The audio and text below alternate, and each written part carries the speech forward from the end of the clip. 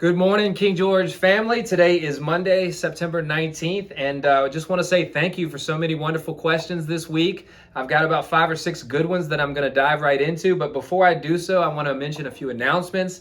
This is homecoming week at the high school, and as the former high school principal, this was always a great week. Great week of festivities at the high school that will culminate with a Friday night football game at home against James Monroe and a Saturday homecoming dance. So if you're available and you want to come out to the high school football game on Friday night, please do so. It'll be a great community event. Also, tomorrow, Impact Aid forms will come home with all of our students. If you guys remember, this is an annual thing where we fill out these forms and return them, and it has a lot to do with the amount of federal aid that the school division receives. So please take a look in your child's backpacks, find those forms and return them. It certainly helps out the school division. So moving right into the questions. The first one I got this week was a concern about the water at King George Elementary School and the taste and smell of it. In fact, it said it would tasted and smelled a little bit like bleach, which was a little concerning to me. So I went right to our director of maintenance, and he was giving me an explanation. The water tower, if you know, is right next to King George Elementary School, and the water in the county is treated to some level, certainly not anything that's unsafe, but given that information from the question that I relayed to him, he was going to reach out to the county and see if he could look into possibly a more thorough, detailed explanation on that, but that was his answer on the front end, so hopefully that helps you. The next question I received was many districts across the United States are going to a 4-day school week to help with teacher relief due to the national shortage. And the question was, will King George County Schools consider such a measure? No, we will not. And it's basically, in my humble opinion, we've got a lot of work to do with our children. We're coming off of a nationwide pandemic. We were coming off of a time where many of our students were at home, struggling to connect with education because we were virtual and we were disconnected. So we've got a lot of ground to make up. We would not do that specifically because of the needs that our children are presenting us as they've all come back into the school building. Now, along that same note and along those same lines, teacher shortage is a real issue and a real concern that we have in King George County, and it's really being experienced across the country. And I would say it's in a very important time to make sure that we're supporting our educators, not only as the school division, but as parents, as a community. Make sure that we recognize the great things that they're doing. We appreciate the great things that we're doing. And as a community, we value our educators because the teacher shortage is real. And we've got some amazing ones here in the school division that are doing excellent things. So I would encourage everyone, when you have the opportunity to reach out to your teachers and let them know the wonderful job that they're doing, that you do so, because the shortage is real.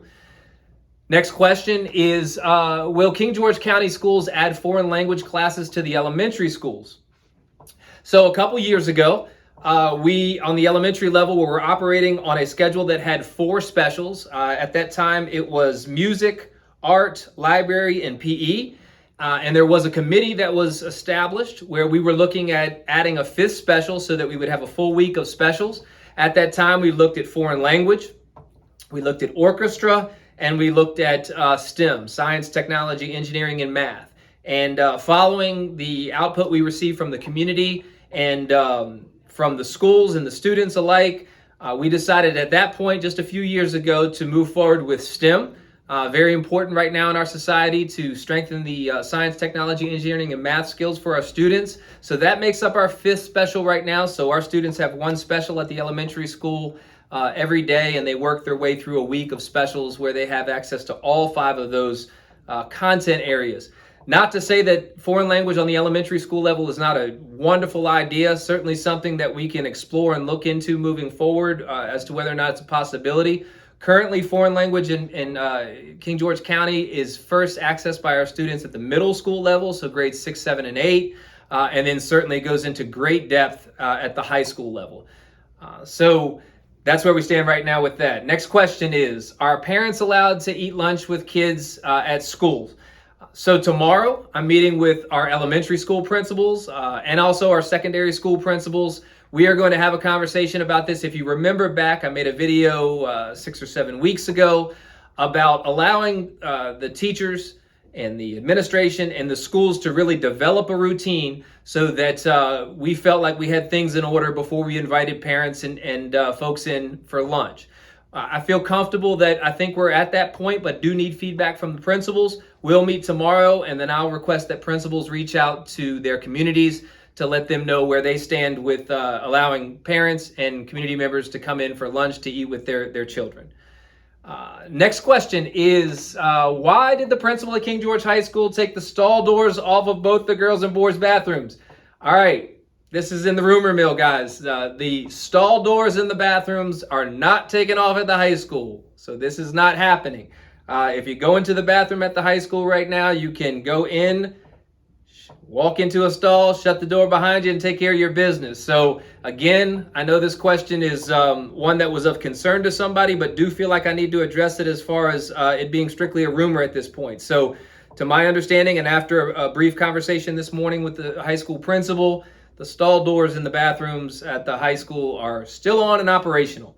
So no concerns there. And then the final question was, how come some schools in the division have different and cool initiatives and some schools do not? So in reading this question, my thought process is that some schools do, like Potomac Elementary School. I got a pie in my face last year because of some of the positive behavioral support initiatives that they have at Potomac Elementary School. So a lot of schools have a lot of different and cool programs, and we get together weekly and meet and talk about some of those things and share ideas. But if you guys remember, our wellness coordinator, Mrs. Lemons, is responsible for taking a look at all of the programs that we do across the division. One of her objectives and missions through this year is to take a look at all of the behavioral programs and a lot of the initiatives where we recognize students in a number of different cool ways. At the high school level, as the former principal there, we had a Renaissance program that did a number of amazing and cool things for our students. Her job as the wellness coordinator in this school year is to take a close look and evaluate those programs and figure out how we can come up with, at the end of this school year, a division-wide program where all of our schools are on the same page doing the same amazing things for all of our students in the division. So great questions this week, guys. I would encourage you, please take a look at how you can submit a question. If you go on our webpage, you can go to the superintendent. You can drop down to Ask the Superintendent. And I really appreciate the questions because, selfishly speaking, honestly, they provide focus to our departments. They provide focus to myself in terms of answering the questions and addressing the concerns that you guys have in the community. Together, we build strong bridges, and I think it's good for our students. So I appreciate your time, and hopefully you enjoy the videos. Thank you, and have a nice day.